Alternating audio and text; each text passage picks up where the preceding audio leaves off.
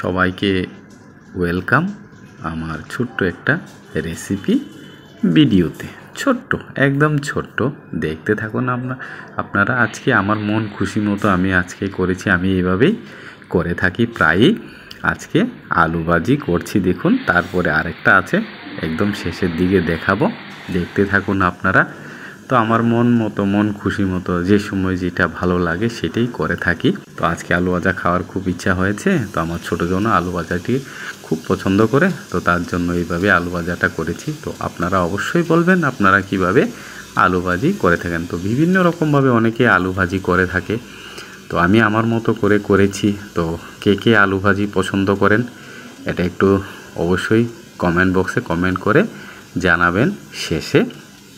তো দেখতে থাকুন, আমি আলু ভাজি করছি। তারপর আরেকটা সঙ্গে আছে, এটা সাসপেক্ট, দেখলেই বুঝবেন আপনারা।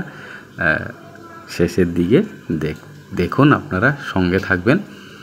তো অনেক সময় আলু ভাজি করি এবং আলু ভাজিটা এইভাবেই করে থাকি আমি সব সময় আমার মতো করে থাকি।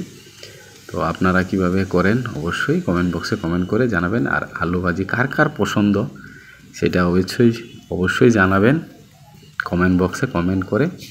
আমার কিন্তু খুব পছন্দ, তো তার জন্যই আলু ভাজিটা করেছি। তারপর দেখতে থাকুন, এই দেখুন পটল ভাজি।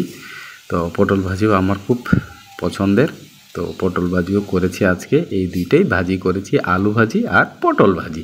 তো সবাইকে অসংখ্য ধন্যবাদ।